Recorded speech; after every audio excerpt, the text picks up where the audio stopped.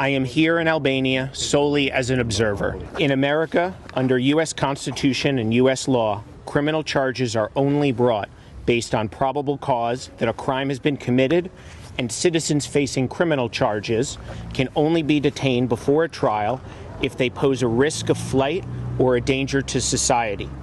Indefinite detentions without criminal charges and requisite risks or dangers, especially of politicians, and when there are less restrictive means available, are contrary to the rule of law and democracy in America. Tomorrow, I will observe the appellate arguments regarding Mayor Velazhi's bail.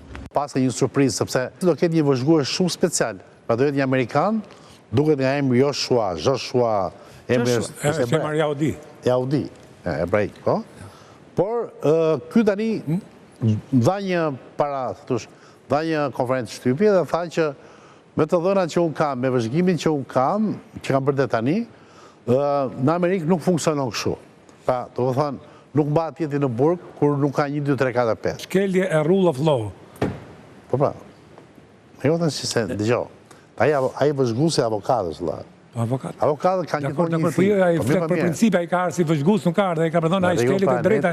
Ke shumë drejt. Aja shumë do flasë, në emër ligjit të asin gjithë. Edhe aji ta fut në emër ligjit, dhe aji ta gjithë në emër ligjit. Ore, ju pra tani këtë... Ore tani i falë. Dikur ishe në emër nuk e arroj kur. Nuk ishe, ma më gjithë në emër të popullit dhe në Valdegë. Në emër të popullit, popullit do të flet ju. Në këtë rast popullit do të flet ju. Në këtë rast popullit do të flet ju. Dhe me i bite që populli merë dhe vendim për të tej qave ty. Nuk eksiston. Tani, qëfar të dhëna shke dhe mendon që do jetë një proces i sikletshëm dhe për trupën dhe për prokurorët, sepse gjithsesi tashmë një huajmë. Diku ishte ambasada amerikane, tani një vëzhgues. Si e gjykon? Kur është dhënë, të bëj një parantezë, kur është dhënë vendimi për Samir Tahirin, kam qenë sallë gjyqit, kam qenë vetëm 2 hapa larg këtij, dhe ishte pikërisht ky gjyqtari që do të ketë nesër shqyrtimin e kërkesës së Erion Veliajt. Dhe aty kanë qenë më shumë, kanë qenë shumë përfaqësues të ambasadës amerikane, të cilët në momentin që u shpall vendimi dhe u dha vendimin për ish-ministrin, ata dolën të pakënaqur nga ky vendim, sepse kërkonin një dënim edhe më të shumtë, edhe me veprën penale më të madhe, siç ishte ai bashkëpunimit në krimin e organizuar, për grupin e strukturuar kriminal, për cilën një vepër e tillë u rrëzua nga gjykata dhe Samir Tahiri shkoi vetëm për shpërdorim detyre.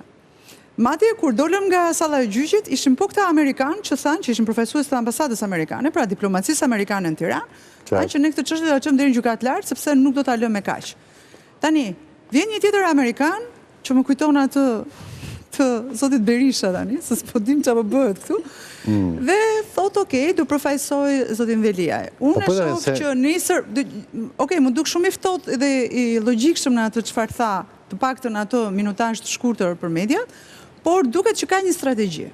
Ka një strategji për cilën duket se ka kohë që është informuar, e ka patur gjithë materialin të përkthyer, po, i është vënë në dispozicion, sepse dhe e shoh se zyra avokatore që ka zoti Veliaj, që në momentin sot e një muaj që e mbron atë, ka nisur që prej kohësh këtë, le të themi këtë martesë me Amerikën, për ta bërë pikërisht për të sjellë një precedent të ri në gjyqësorin shqiptar.